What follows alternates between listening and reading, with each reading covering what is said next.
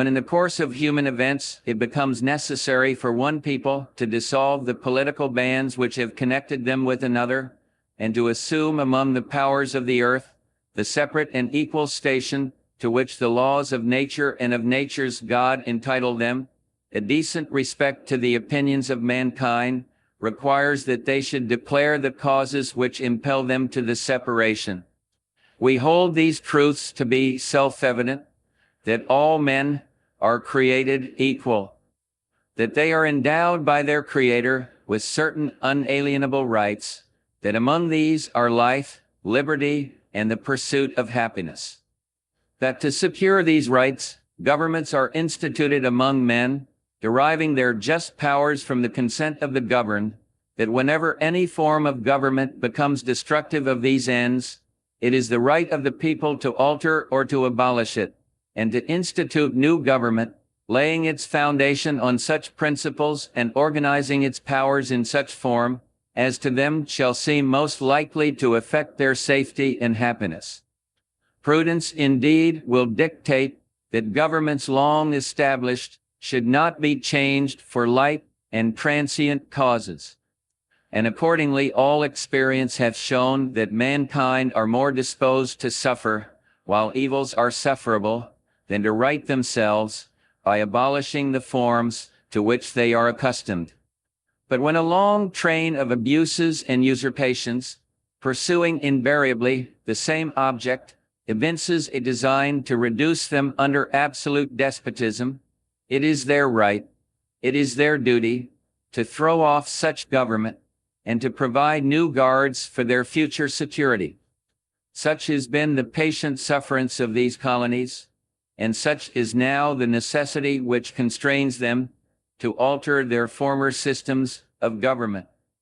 The history of the present King of Great Britain is a history of repeated injuries and usurpations, all having in direct object the establishment of an absolute tyranny over these states. To prove this, let facts be submitted to a candid world. He has refused his assent to laws the most wholesome and necessary for the public good. He has forbidden his governors to pass laws of immediate and pressing importance, unless suspended in their operation till his assent should be obtained. And when so suspended, he has utterly neglected to attend to them. He has refused to pass other laws for the accommodation of large districts of people, unless those people would relinquish the right of representation in the legislature, a right inestimable to them and formidable to tyrants only. He has called together legislative bodies at places unusual, uncomfortable, and distant from the depository of their public records, for the sole purpose of fatiguing them into compliance with his measures. He has dissolved representative houses repeatedly for opposing with manly firmness his invasions on the rights of the people. He has refused for a long time, after such dissolutions, to cause others to be elected, whereby the legislative powers, incapable of annihilation, have returned to the people at large for their exercise, the state remaining in the meantime exposed to all the dangers of invasion from without and convulsions within. He has endeavored to prevent the population of these states, for that purpose, obstructing the laws for naturalization of foreigners, refusing to pass others to encourage their migrations hither, and raising the conditions of new appropriations of lands. He has obstructed the administration of justice by refusing his assent to laws for establishing judiciary powers. He has made judges dependent on his will alone for the tenure of their offices and the amount and payment of their salaries. He has erected a multitude of new offices and sent hither swarms of officers to harass our people and eat out their substance. He has kept among us in times of peace standing armies without the consent of our legislatures. He has effected to render the military independent of and superior to the civil power. He has combined with others to subject us to a jurisdiction foreign to our Constitution, and unacknowledged by our laws, giving his assent to their acts of pretended legislation, for quartering large bodies of armed troops among us, for protecting them by a mock trial from punishment for any murders which they should commit on the inhabitants of these states,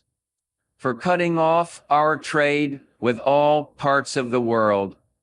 for imposing taxes on us without our consent, for depriving us in many cases of the benefits of trial by jury, for transporting us beyond seas to be tried for pretended offenses,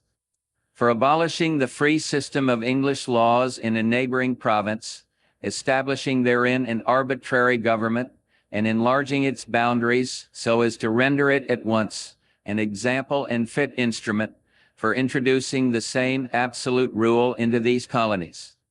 for taking away our charters, abolishing our most valuable laws, and altering fundamentally the forms of our governments, for suspending our own legislatures and declaring themselves invested with power to legislate for us in all cases whatsoever. He has abdicated government here by declaring us out of his protection and waging war against us. He has plundered our seas, ravaged our coasts, burnt our towns, and destroyed the lives of our people. He is at this time transporting large armies of foreign mercenaries to complete the works of death, desolation, and tyranny, already begun with circumstances of cruelty and perfidy scarcely paralleled in the most barbarous ages, and totally unworthy the head of a civilized nation. He has constrained our fellow citizens taken captive on the high seas to bear arms against their country, to become the executioners of their friends and brethren, or to fall themselves by their hands. He has excited domestic insurrections amongst us, and has endeavored to bring on the inhabitants of our frontiers the merciless Indian savages, whose known rule of warfare is an undistinguished destruction of all ages, sexes, and conditions. In every stage of these oppressions, we have petitioned for redress in the most humble terms. Our repeated petitions have been answered only by repeated injury. A prince whose character is thus marked by every act which may define a tyrant is unfit to be the ruler of a free people. Nor have we been wanting in attentions to our British brethren. We have warned them from time to time of attempts by their legislature to extend an unwarrantable jurisdiction over us. We have reminded them of the circumstances of our emigration and settlement here. We have appealed to their native justice and magnanimity, and we have conjured them by the ties of our common kindred to disavow these usurpations, which would inevitably interrupt our connections and correspondence. They too have been deaf to the voice of justice and of consanguinity. We must therefore acquiesce in the necessity which denounces our separation, and hold them, as we hold the rest of mankind, enemies in war, in peace friends. We therefore, the representatives of the United States of America, in General Congress assembled, appealing to the Supreme Judge of the world for the rectitude of our intentions, do, in the name and by authority of the good people of these colonies, solemnly publish and declare that these united colonies are, and of right ought to be, free and independent states, that they are absolved from all allegiance to the British Crown, and that all political connection between them and the state of Great Britain is and ought to be totally dissolved, and that as free and independent states, they have full power to levy war, conclude peace, contract alliances, establish commerce, and to do all other acts and things which independent states may of right do. And for the support of this declaration, with a firm reliance on the protection of divine providence, we mutually pledge to each other our lives, our fortunes, and our sacred honor.